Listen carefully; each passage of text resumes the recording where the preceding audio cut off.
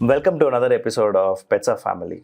And today we have a very special guest and the person who first got into the wet food manufacturing. And we have done extensive research about who was the first one to get into this space.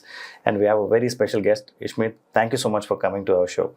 My pleasure. One thing I really like about you is I was reading about how did he get into this space. So Harley was his first pet and Harley adopted him. Yes. And that's so sweet, so inspiring. Yep. And I would love to know more about you, your story. So why don't you introduce yourself in less than a minute? Sure. So, like you said, my name is Ishmeet Singh Chandiok. I'm an originally Bombay boy, now based in Bangalore for the last 8-9 years. I'm a chef by profession. I'm a hotel management graduate. I started working in my uncle's restaurant at the age of 16. Wow. I'm an alumni of IHM Mumbai. That's the other catering college. I worked with brands like the Hyatt, the Marriott, Kingfisher Airlines. And all through that, I think when people are asked what is their reason of being, right? The raison d'etre. My raison d'etre is, I think, feeding dogs. Wow. Right. And a lot of people ask me why, what, how does a chef from cooking or, being a certified chef and working with hotels suddenly decide to start serving food for dogs? And I just think that's where happiness is, right? There's a reason I feel that dog and God, right? It's when reversed. Yeah, it's there's a particular when you term spell for backwards. that. Yeah, there's a particular term for that. And I mean, what do dogs do, right? Dogs have no material connections. They're in their natural fur. They'll give you unconditional love. Even if you scream at them, shout at them, whack them, 10 minutes later they're wagging their tails at you. All they want is 2 meals, a bath in a week or 2 weeks, and some love and affection. What does God tell you? Have no connection to Moh Maya, right? Beautiful. Be honest, help people. In Sikhism we do seva, right? And God just says live within your means, right? So God and dog teach you the same thing. Amazing. And it's unique. You haven't seen this, but I have God on one hand, Guru Gobind Singh Ji, and I have Harley's paw on the other. Oh. So both give me direction in life where I have to lead, right? Yeah. So that's me in a minute.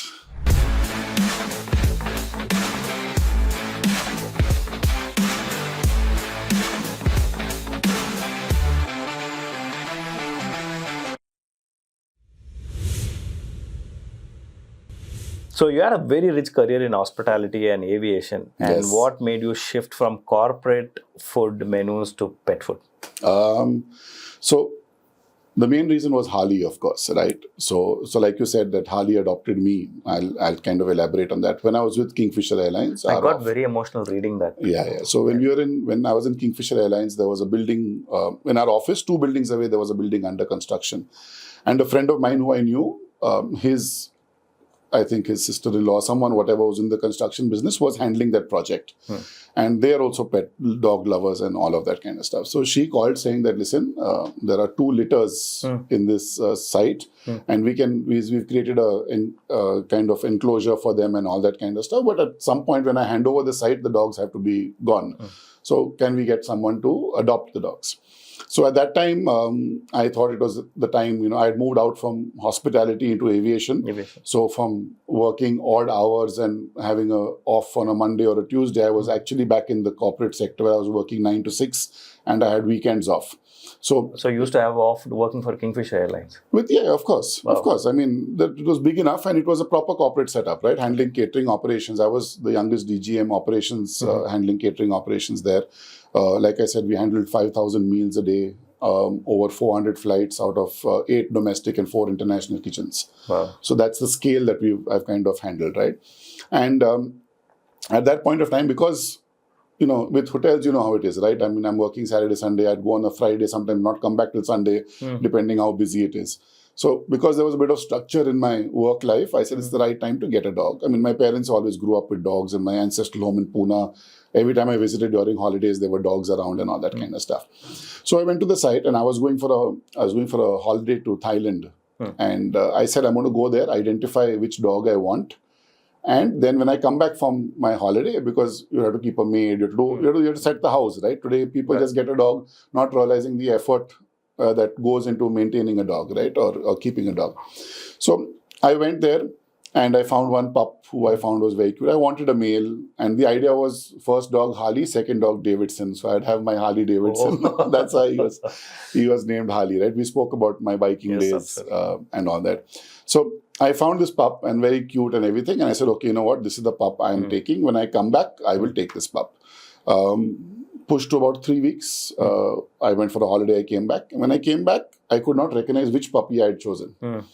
And amongst these 13 pups, right, there was the one pup who was the largest. And after lunch, every day I'd go there and take some biscuits or take some milk or take something or the other to kind of feed the dogs. And every time I went there was this big pup, the biggest of the lot, who would pull my shoelaces, who would be yanking at my, my foot, my trouser cuff, right, pulling at my legs and all that stuff. So when I went back 3 weeks later, I was like, yeah, I can't recognize which puppy I had chosen because characteristics change, right? And while I'm doing that, I'm feeling a tug on my foot, on my leg, and I look down and this boy is happily yanking away. So I'm like, listen, dude, every time I come here, you seem to be the happiest around me. You know what? You come home, you become my Harley. And that's how he adopted me. So he chose me rather than me choosing him. It's beautiful. Right? Yeah.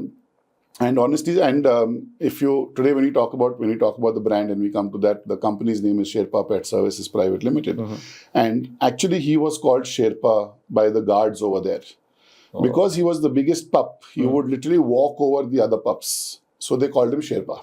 Oh, So now my dog is also named Sherpa, and my company is named Sherpa Pet Services again after him. So that's the first name he had, and then Harley is the name I gave him. So, and then obviously, I started cooking food for him. And while I was doing that, Dr. Malia decided to run away from the country and become a fugitive. So I had nothing but free time on my hands. And I said, if I could do this and, so again, in Bombay, you grew up in societies. So as I cooked food for Harley, so there are 2-3 stories that kind of come together. When I got Harley home, as usual, first time pet parent, pet shop and the veterinarian said, buy kibble. Bought kibble and gave it to him. Now, food at home, I'm half, my dad was a Sikh, my mom was a Parsi. Right, so I'm half Sikh, half Parsi. Food, butter, makhani runs instead of blood. And, in my veins, there is butter and cream and everything, right? So, all the beauty of both the lovely cuisines is genetically in me, right? And again, being from the hospitality industry and everything, food's always been an experience in the house. So I'd sit to eat my food, like one day I'm doing a grilled fish, one day I'm doing grilled chicken, or someday I'm doing like mince and whatever it is, right? And I'd see Harley eating that same bowl of kibble. And I'm like, if I'm given the same food, dry food every day, would I enjoy it? So I went online, I did some research. I said, what can I feed him? This was in 2012. This is 2010. I adopted Harley in 2009, December 2009. In 2010, mid 2010, beginning 2011, I would say, is when I said that, listen, I need to start, what is he eating? And then I started doing some research, how good is it? And realized then that it's not. So how was the scene back then? So for dog food and all that? There was only kibble. There was only kibble available. Kibble and treats. There are enough stores in Bangalore? Bombay. Oh, Mumbai. I was in Bombay at that time. Enough. Quite a few stores. Obviously, like wherever there was a veterinarian, there was a store next to that. Right? Wow. So that's generally because of captive audience, right? If you want to open a pet shop and you don't know where the pets are, it's best to open next to a veterinarian. So that's what happened. And then a lot of veterinarians realized that there's a lot of business in this with the margins and everything. So they opened their own stores side by side. So like I said, so when I said, why would he be eating the same food again and again every day? And I read up about what kind of food I could make for him. So I started cooking food for him at home. He just stopped eating kibble. There are days I'd go out for a movie, come back late, put a bowl of kibble out, and he would not eat. So I said, I've, really, shot myself in the foot. Now I have to cook food for him. He just refused to eat kibble after that. About 3 or 4 months into that, he started losing weight. He got thinner. So I was worried. Because of eating? Because of what I was feeding him. And I took him back to the vet and he said, what's wrong with Harley? I said, imagine you don't know Harley. Do a full physical and tell me how this dog is. He spent about 20 minutes. He's saying, Harley's fine. What are you worried about?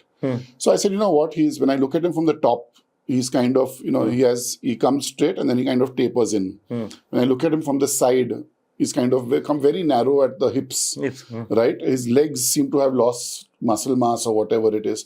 So I said, I've changed his food. For the last 3 months, I'm cooking food for him at home. But all this has happened. So I'm not sure, am I giving him the right nutrition or not? He's saying, Harley has got into shape. He says, what you're doing, this is the best gift you can give your dog.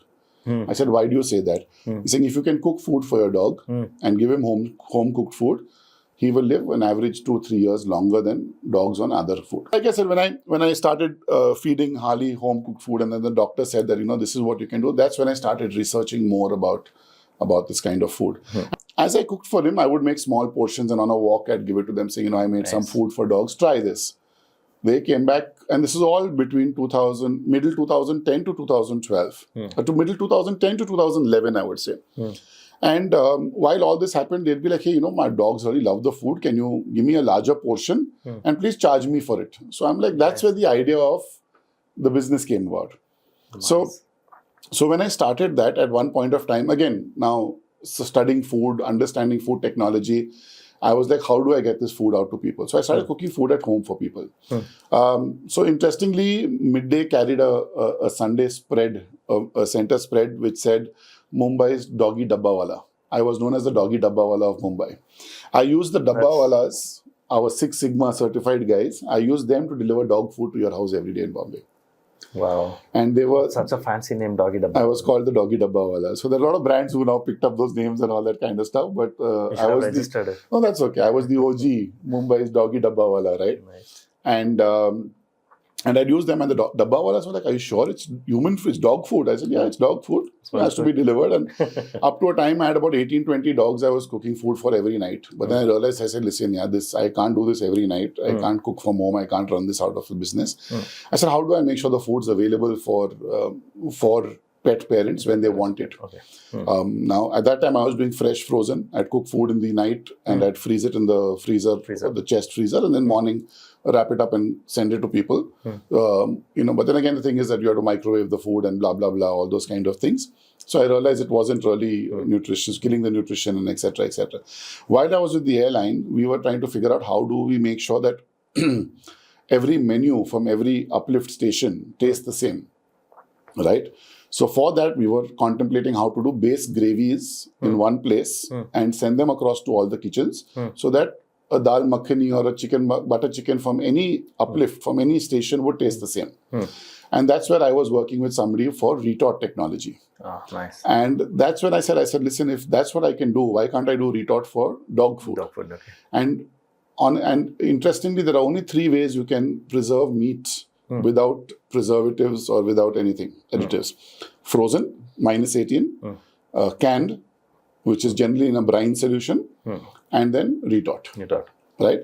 Now, canning, of course, nowadays you can can it without brine solution. If you remember growing up, we used to see the tuna in brine and all these things, right? Which were basically imported and all that kind of stuff. Now, brine solution again is salt. All your sodium nitrates and nitrites are bad for dogs, so you could not use that. Frozen made no sense because if I wanted to, I had to then set up a central kitchen, have a blast freezer, had to be cold chain logistics and all that kind of stuff, and then give freezers to every pet shop, which made no sense. So I said, let's go into retort. And that's where we went into retort food. And I would say in late 2000, I think late 2011, late 2012 is where Harley's Corner actually hit the shelves. Nice. And we were the first ones to, like you said, we were the first ones in India to actually come up with retort food. But the next 5-6 years, I went through that whole cycle, distributor, retailer, retail shops, blah, blah, blah, this, that, etc., etc.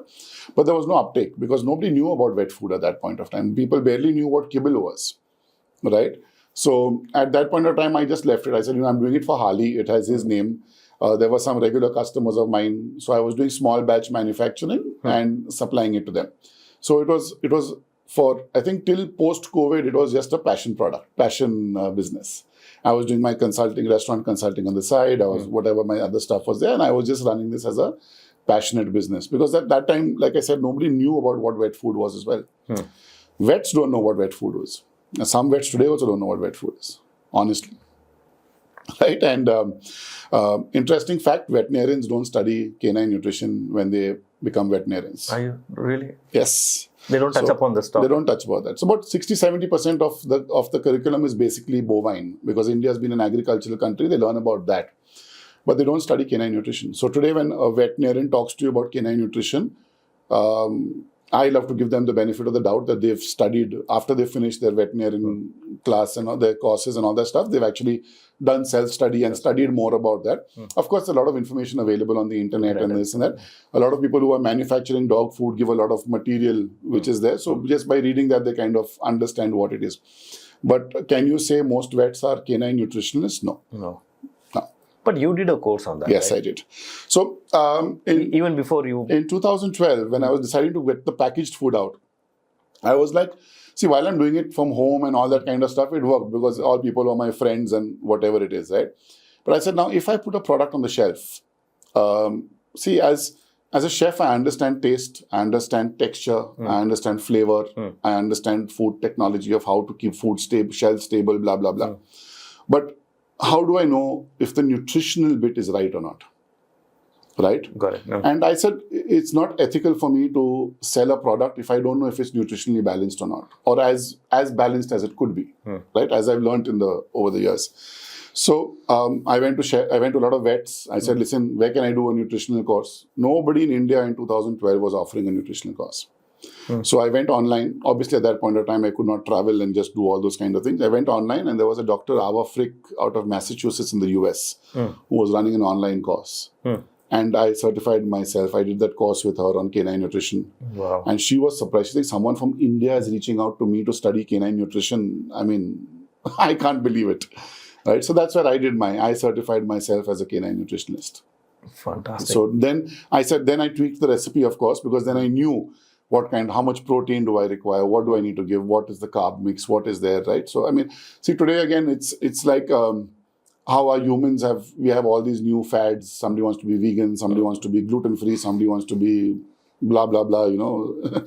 I can't understand Indians being lactose intolerant and gluten intolerant. We've grown up on milk and roti, atta and all that kind of stuff, right? But yes, I mean, genetics, bodies have changed and everything.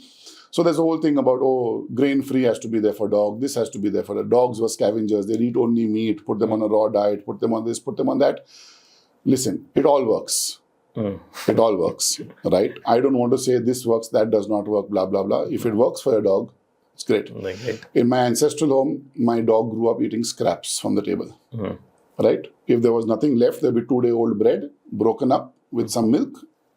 Dogs are actually lactose intolerant. And they live longer, right? Dogs live till 17, 18, stray dogs, no vaccinations, no nothing. Even I had 5 stray dogs. And today with everything, so simple question I ask pet parents. When you didn't have kibble and you were feeding them leftovers and chicken bones and stale bread and milk, they lived to be 15 to 17 without vaccinations. Without visiting vets. Without vets, without vaccinations. Today, with premium international dog food, kibble, your dog doesn't live more than 8 or 9 years old. All our life expectancies have improved. Why are dogs reduced? Because kibble kills you. People are going to hate me, it's okay. Kibble kills you. Google. So people would ask me, you're saying that vet food is better because it's your business. I said, forget me, Google it. Right? You know, there are lawsuits against particular brands which they use roadkill in the US. Roadkill is animals who are killed on the road during that. So they would go to municipalities, pick up dead animals that were hit by vehicles and use them as protein in your dog food. Wow. Yeah. Kibble is what? Fillers, chemicals, right? Have you ever looked at the ingredients of a kibble pack, right? It will always say crude animal protein, crude fat, crude this, potassium, blah, blah, blah, all that stuff. Right? When they say chicken and rice, and you look at the pack, does it say chicken and rice? Where is chicken, where is rice in the ingredient list? Simple question, right? People come to me and say, but this company says that this breed requires this food, the particular food for one breed, particular food for another breed. I said, breeds have a tendency to accept and not accept certain minerals. So you got your answer through research. So you found Dabbawalas and you serve fresh food. Correct. Now turning that into a packed food, how was the feedback from the pet parents? Correct. Were they okay now switching from Dabba that came home, now buying a packed food? Yeah. So, like I said, my subset was very small. In 2012, my subset was 20, 25, 30 customers, right? And they knew me. Was that enough for you to move into the pack thing? No, see, I realized that people were having more pets, right? I realized that pet food's available in the market. And I said, if it has a shelf life, then I'm protecting myself from it going bad. So it had a shelf life, it could stay on the shelves, and somewhere or the other it would get adjusted, right? So it's an investment in capital, investment in making a bulk batch. But I knew that it would last. But was it easy to educate pet parents about it? So, see, I still feel it's difficult to educate pet parents, right? 13 years down the line, right? Post-COVID, we kind of raised, we did a friends and family raise. I got a co-founder on board. We did a little bit more, and we kind of went more into the market, heavier on the meta spends and this, that, blah, blah, blah. And a lot of pet parents come to us. They still have questions about how can you give a shelf life if it's packaged. Packaged matlab preservative hai hi hai. Right? They don't understand that concept of that. So you have to explain to them what retort is, what all is there. At that point of time, it was basically trust. People who were taking my food, I said, listen, I'm moving it from fresh frozen to this. Because fresh frozen comes with its own issues, right? Today, we have brands who are sending you fresh frozen for 1 week, 2 weeks at a time. Right? The Indian market is not ready for frozen foods as yet. Still not. Overall, forget about dogs, humans, right? How many meals of yours are frozen? I don't know. Right? None. Have you seen the Indian fridge setup? The freezer is always so small. When you have frozen food, what if you've gone for a movie tonight? You go for a late night movie and you come back, or you meet your friends, you go out, have a couple of drinks, you're there, you're late, you come back and you forget to take out the frozen food from the freezer for your dog. In the morning, you have a brick of ice to feed your dog and your dog's hungry. What are you going to do? You're going to microwave and kill everything that was inside that to bring it down to room temperature to feed your dog. So what's the point of doing that? Right? If it's retort packed, you just have to open the packet and feed it. Right? So convenience is excellent with the retort packing, right? There's no point of freezing. And you don't want to freeze. India still is a 70% vegetarian country, right? In my fridge, do I want meat frozen in my freezer? A lot of people don't want it. Don't want it. People still feed their dogs vegetarian food. People still feed their dogs, I'm Jain, my dog will be Jain. Okay. What can you do? But on the other hand, there are so many vegetarians I know, so many Jain pet parents I know who understand why dogs need meat. And love the food because they don't have to refrigerate it. They can open it, they'll feed the dog outside the house. It's okay. They'll take the dog outside, open the pack, feed it, dog eats, wash the bowl outside, come back inside. Fine, it works, right, for them. So, convincing pet parents at that time was easier, I think, because every pet parent was a personal, you was a personal friend because of the kind of food I was serving.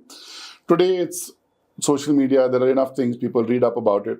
I guess it's an evolution of a pet parent, right? And the pet parent environment and the ecosystem. And as it develops, people will get to it. Today India is now moving more to packaged foods, right? Right. So they'll understand and they move on with it. So for the 20 customers that you used to cook, you used to personally stand there and cook, right? Did you cook variety of stuff? Yes. So I had about 8 or 10 different recipes. I had 8 or 10 different recipes. So different recipe for different dogs? No. Means I had different recipes so that I didn't want dogs to get bored. Okay. That's why if you look at Harley's Corner today also, the brand, the range of food, we're the only ones in the country who have all proteins. We have chicken, we have fish, we have vegetarian as a protein with paneer. Although we're discontinuing, there's not too much of a pickup on that.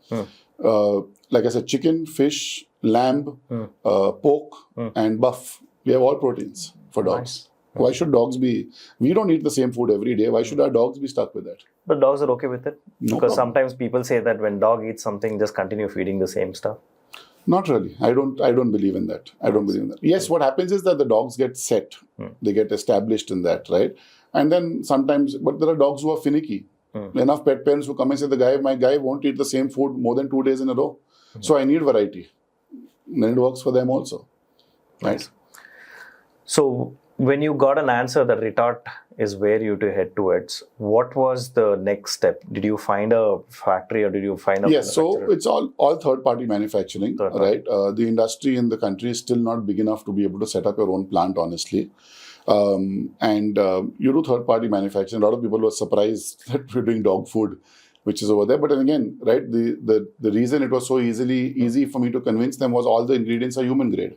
So it's the same chicken you buy to cook your butter chicken that I'm using the same chicken for my dog food. So there's nothing wrong in that, right? So it's all human grade. As long as human grade, we can manufacture it in our factories. We don't have a problem. Right? So you provided the ingredients and all this stuff, Yes, and they packed Till it. today, all our ingredients we source ourselves.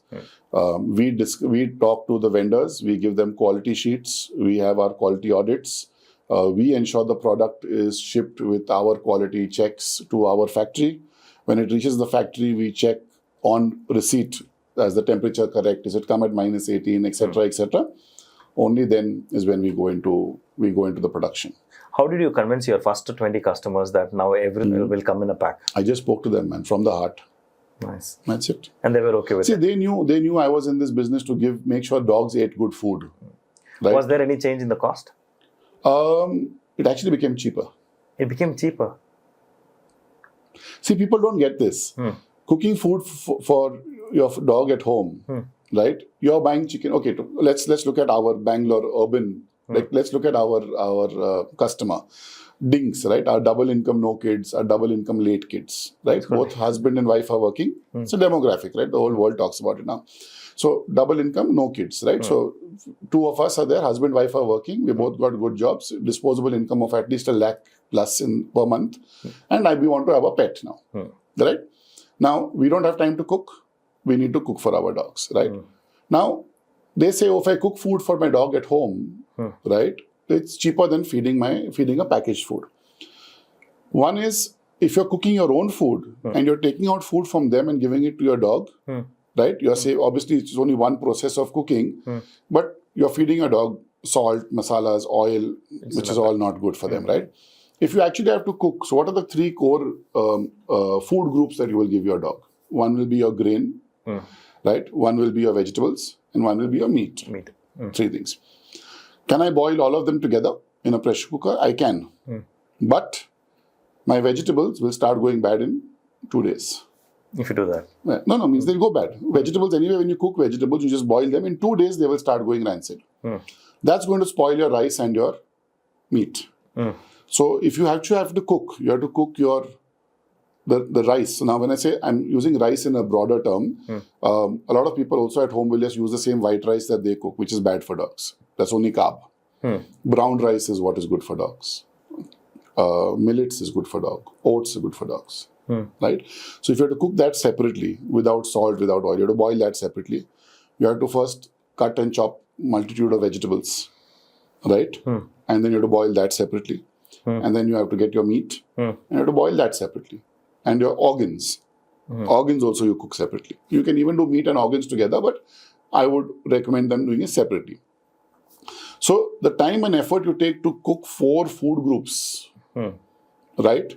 Then you have to weigh everything and put it together and then feed your dog. So today when you're making a food for your dog, you have one vessel, one dabba in your fridge, which is cooked meat. One is offals, one is vegetables, one is the grain. You mix everything. You take all that.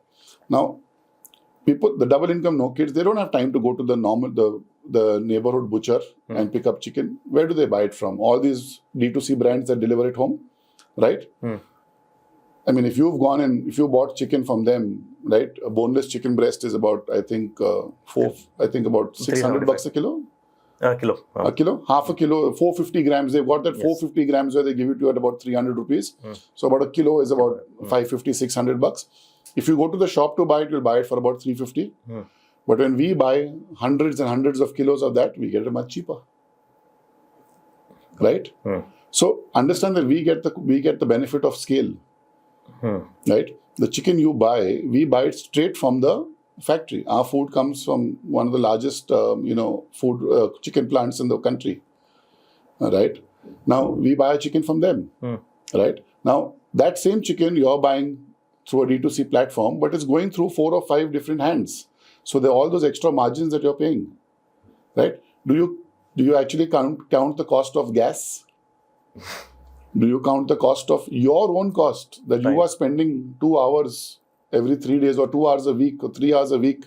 Today, somebody who's earning 3.5, 4 lakhs a month, you're looking at about what? Your cost only is about what? $1,000 an hour? right? Approximately. And if you're spending 2 hours a week, you're spending 8,000 rupees of your time there, or you have a cook, you're paying the cook, right? So because everything's at home, you feel that it's already paid for and taken care of. But there's a cost to everything. And if you actually build all that costs up together, packaged food is cheaper. What challenges did you face initially convincing this concept to people? I know the first 20 customers are your good friends. Correct. And what after that? No, so like I said, that, till post-COVID, I ran it as a passion project. How many customers till COVID? I was just on the subscription model, I think about 60, 70 subscriptions. Was that enough to... It was enough. It was like a side hustle for me, right? It wasn't my core thing. Yeah, we were in the black.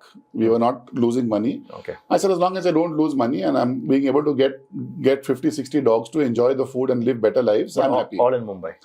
Yeah. No, Mumbai and few people like Pune and all surrounding areas, right? Which was over there. Then, like I said, post-COVID, I said, listen, let me structure this in a better way. Let me get a team on board. Let me get people. Let me hire people. Let me kind of create a whole structure over there. So what made you do that? So I saw that suddenly there were a lot of brands who were coming up in the wet food space. Right? We were seeing that suddenly pet adoptions went up tremendously during COVID. And unfortunately, 2 years later, there were pet abandonments also happening. But what happened is that over the last, from 2012 to 2021-22, I think India has seen a significant growth change, right? The world's become smaller. Access to information is so much easier. Spending power has increased. The whole D2C element has grown, right? And I said, you know what, this seems to be that the market seems to be the right space to grow. At that point of time, like I said, even vets didn't know what wet food was. Forget about pet parents, right? Today, you had pet parents who are doing it, who are understanding the food. The discerning pet parent is who I call them, right? Who understand what it is. The pet parent who will go to a vet and the vet will say, buy this food. And they'll say, okay, fine, thank you, doc. And I'll go back, do my own research. And then I'll figure out, I'll talk to probably 5 other pet parents and figure out what I want to feed my dog and then feed my dog that kind of food. But when you look at this, also today, still, while everybody third post on LinkedIn is the pet industry is booming and we're the fastest growing and all that kind of stuff is fine, it's great. But has awareness increased? No. Right? Today's normal pet parent is still buying kibble. Right? We are a 5,000 crore market. Right? 98% of that is kibble. Right? But if pet parents only don't know that why kibble is good, veterinarians sponsor kibble, right? Vets don't like to promote our food, right? And interesting story, a very senior vet I went to and I said, you love this food. You say this food is great, right? Why aren't you recommending it? And he said, you see that lab there? I said, yeah. He's saying, if I give your food, yes, I'll get the margin. I'm getting the margin from the other brand also, no problem. But on your food, if I give that, I'll see that dog once a year for vaccination. But with this other food, every 2 months he's come with a skin issue, with a ear infection, with a loose motions. That's where I make my money. And I'm like, okay, all right, maybe not as noble as you'd want it to seem, right? But that's again, as a pet parent, I loved all the vets because they said such nice things. The moment you go behind the scenes and you become a supplier to them, you realize. So what did the investment look like when you decided to scale? You wanted to hire people and you wanted to make this like a national brand. Correct.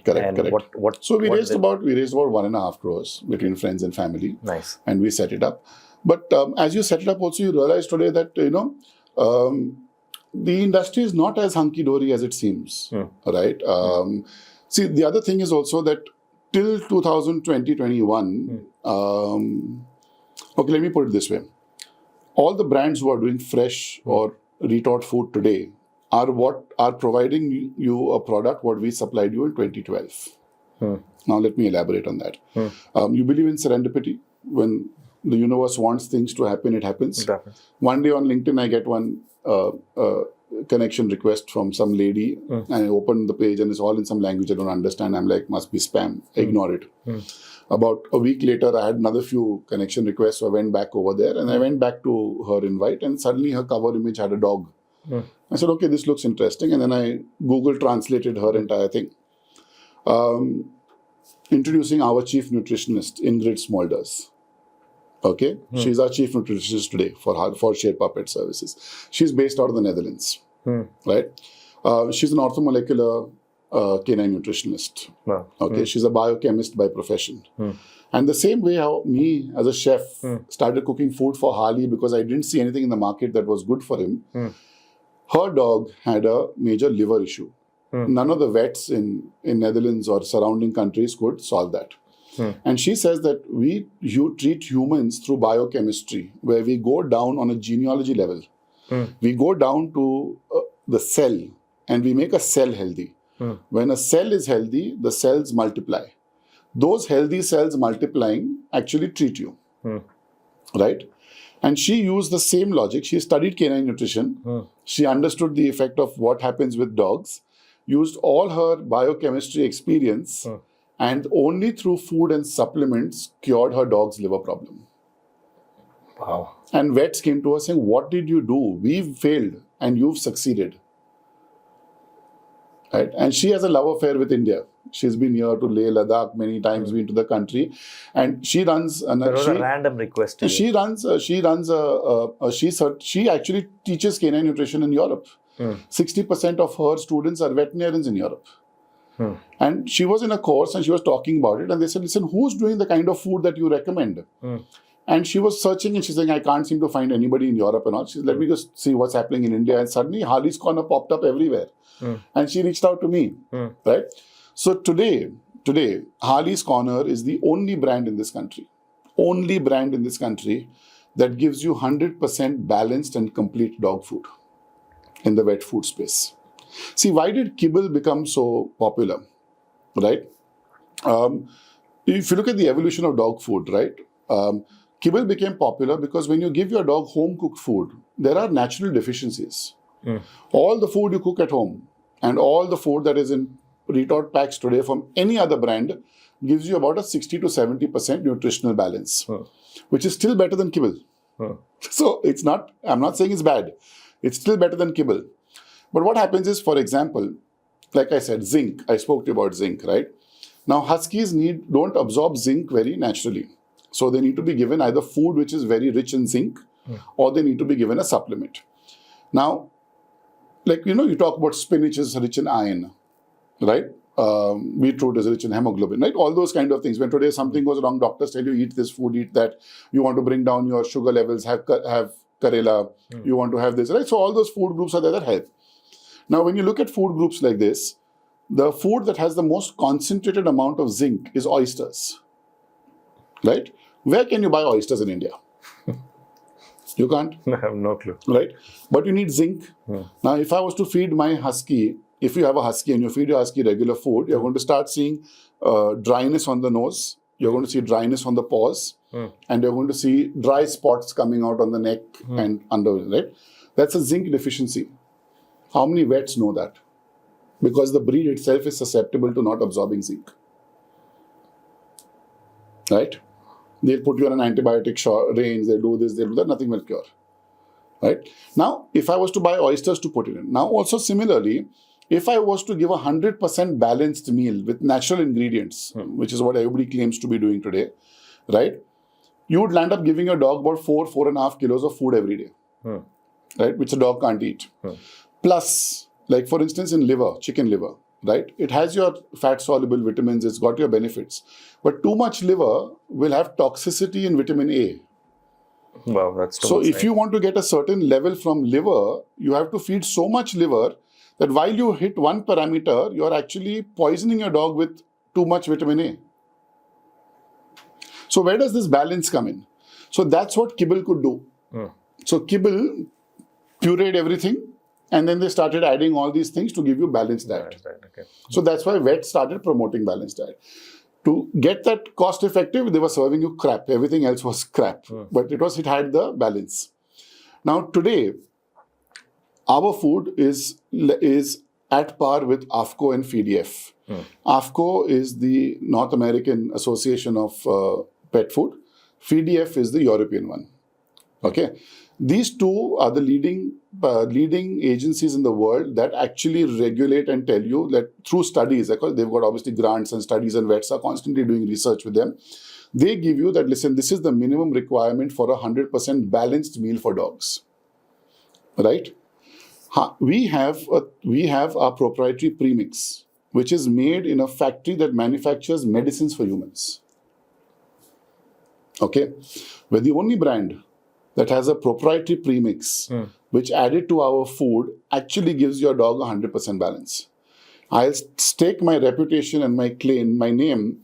If you keep your dog on our food, you don't need a supplement for your dog in the future. Wow.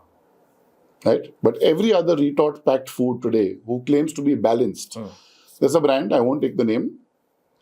It serves you mutton and green beans, 2 ingredients. And it says it's 100% balanced. I want to meet that nutritionist.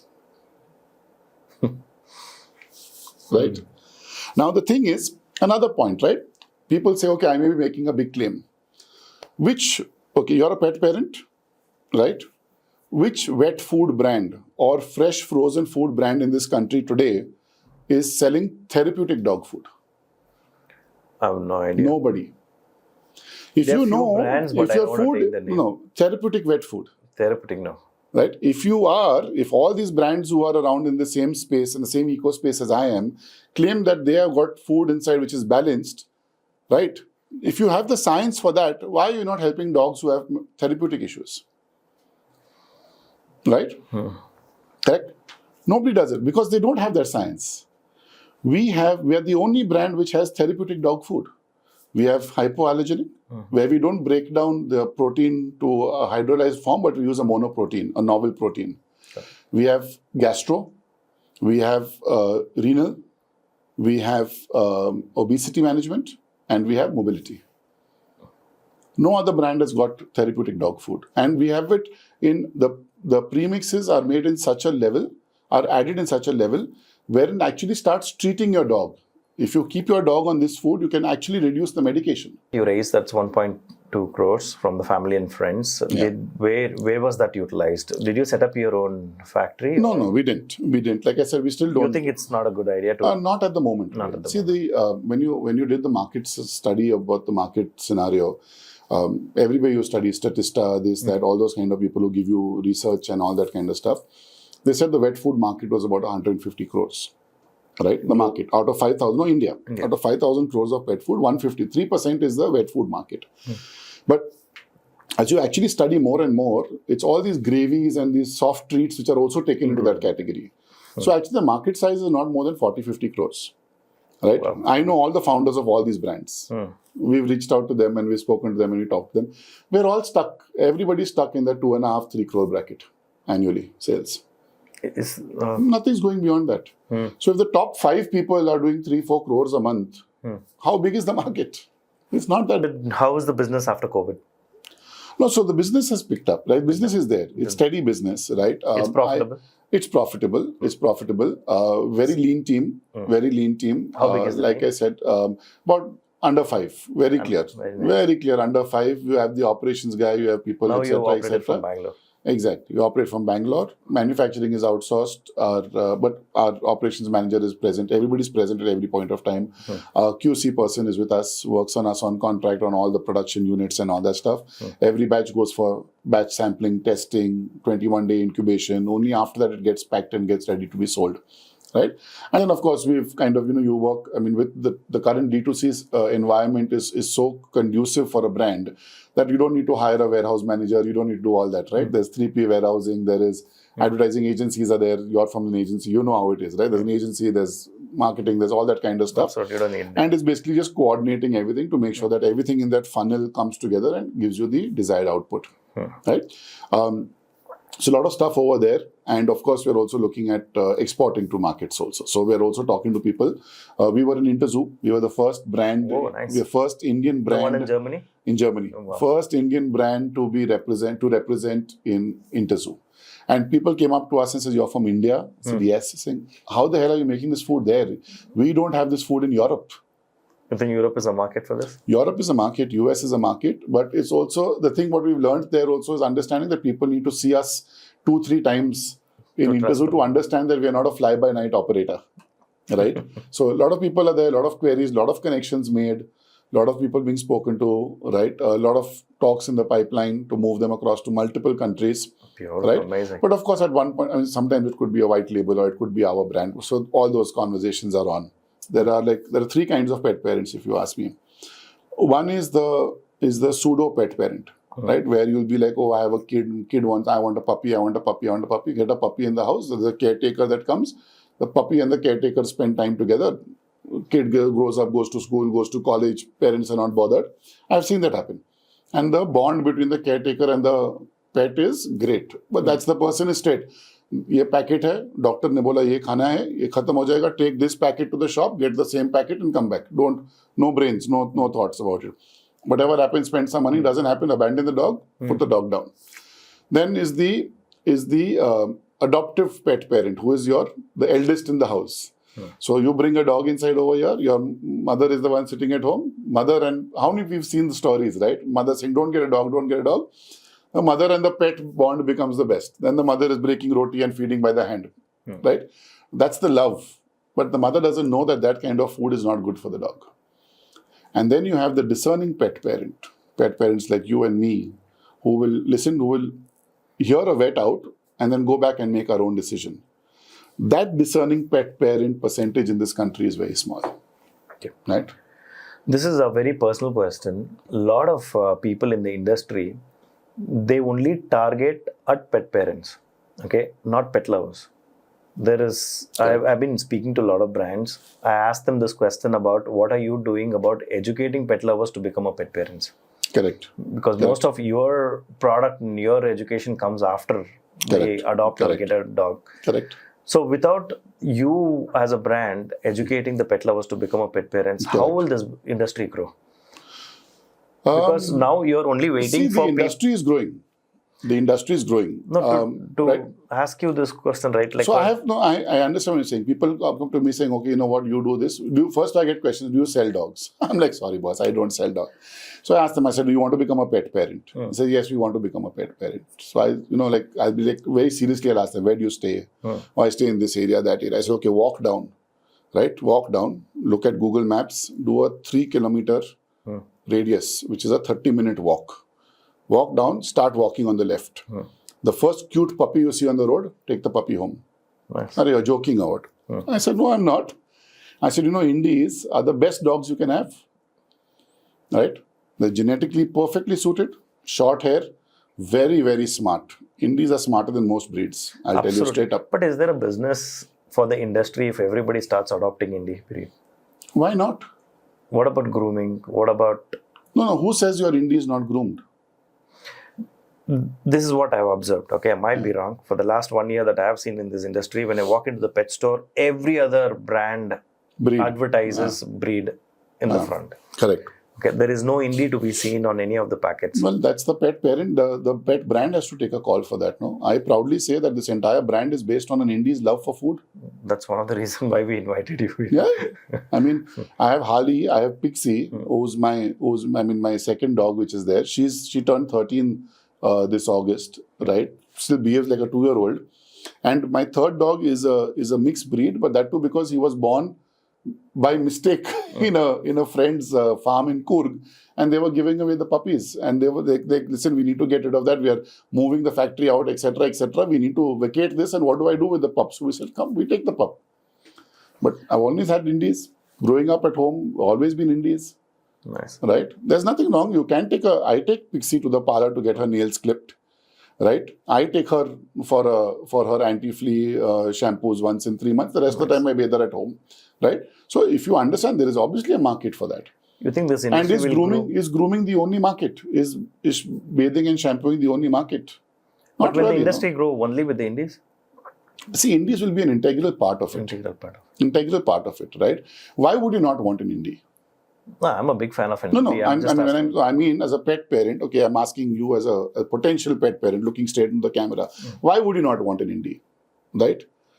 Yeah? Is it because you think Indies are not cool? Right? Look at it this way.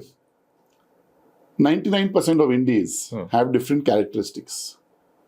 A Labrador, whether he's off-white, brown or black, all look the same. You have a cane corso, Yes, I have too. All cane corsos Same behavior. look the same.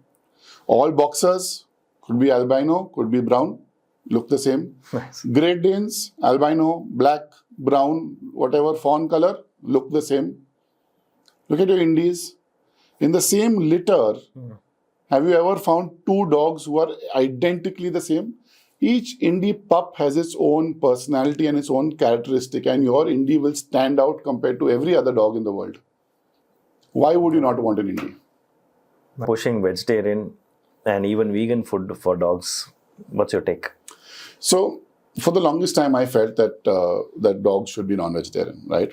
I still believe in that today. Proof in the pudding is we had a product called Veggie Surprise, which is a vegetarian meal, which has not done well. We're discontinuing it, right? It was basically bought by people who are themselves vegetarian, who want their dogs to remain vegetarian. Nobody by choice who eats meat at home or whatever says, oh, I want to buy vegetarian food for my dog. Now, the vegetarian, non-vegetarian mix is basically the protein is what we're talking about, right? The protein element. Now, meats and eggs and all that kind of stuff are fast-release proteins. Now, you have to understand the science behind it. Vegetarian proteins, soya, paneer, etc., tofu are slow-release proteins.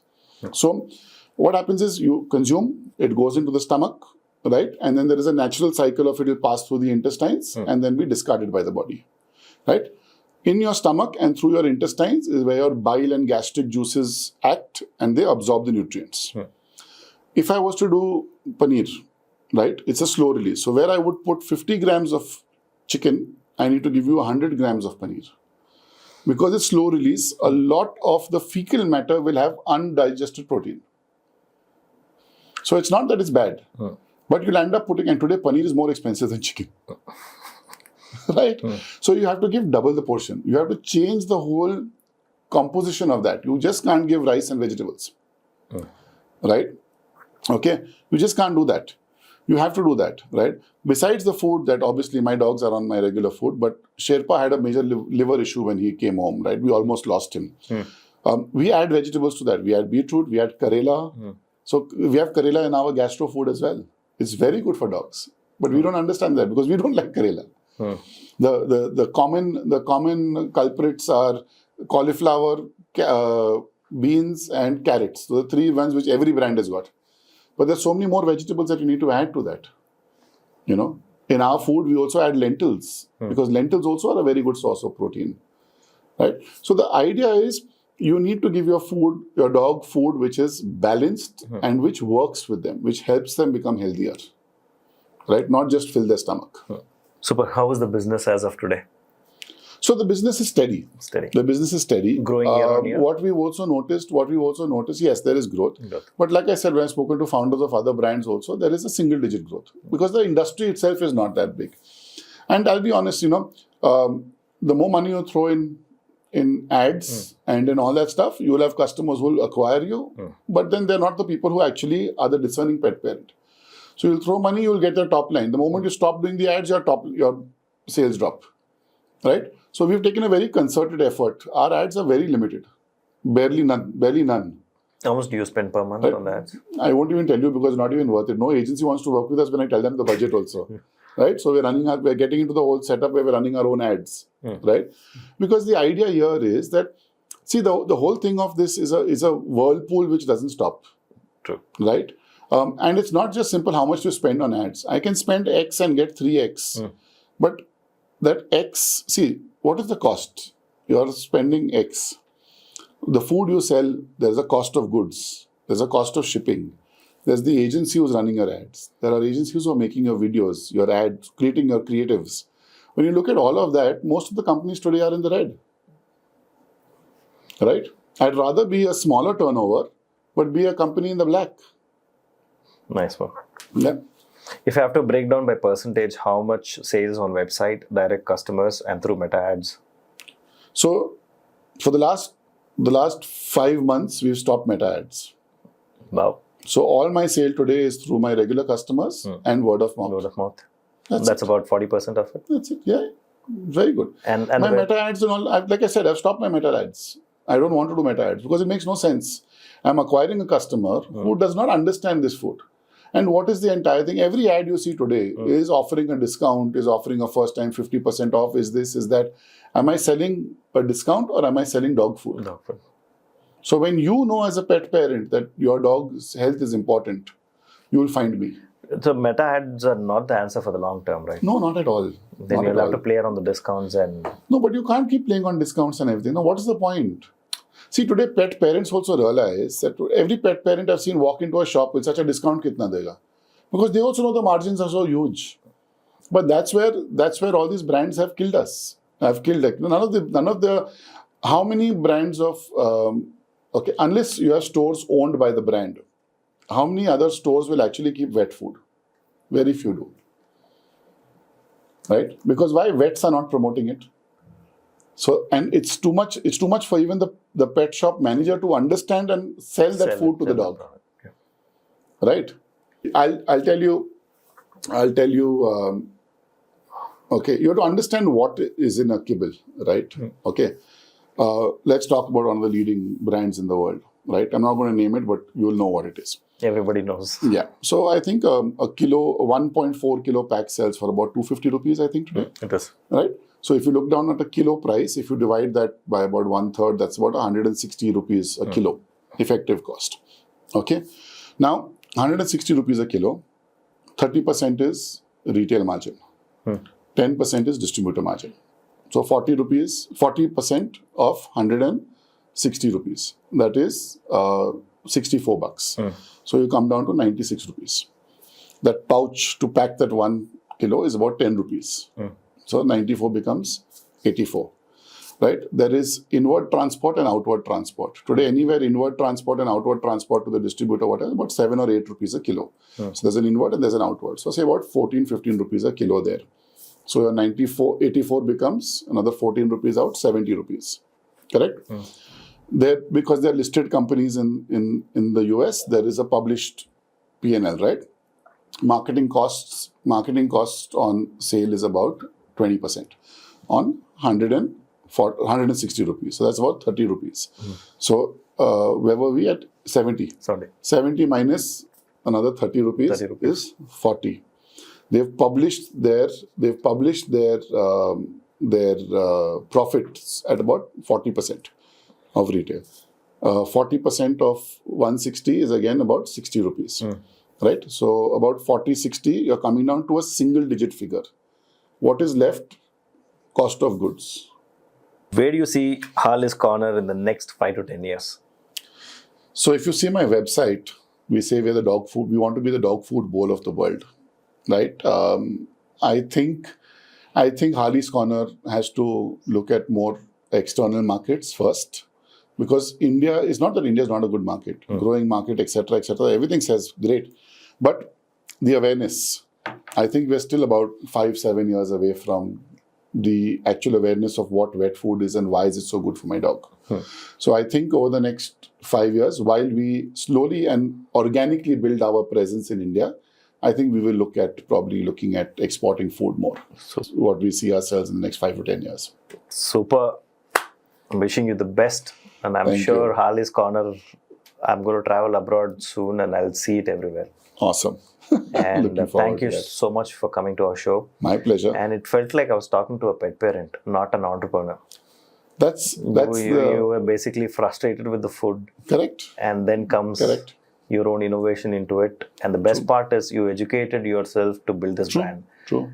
And now I should go back to college or take up a course because I feel like I'm blindly building something. The thing is, when you have some knowledge to back it up, it just makes your conviction stronger, right? And I've spoken to so many pet people, pet parents. I mean, Indian brands have come to me saying, will you just white label for me? Or your food is good, just make it for me. I said, why will I give you? I said, I won't do it for you in India. Right? An international brand wants white labeling, we're okay with that. But in India, no. Why would I give you mine? Because you have a bigger marketing budget, it makes no sense. Do you believe in the food? You're just seeing a gap in the market and wanting to enter that gap. But do you really care about the dog? Like I said in the beginning, right? What's your raison d'etre? What is your reason of being? My reason of being is to feed dogs good, healthy food. Super. Great. Awesome. Thank you very much, Ishmeet. Lovely show. Likewise. Loved being here.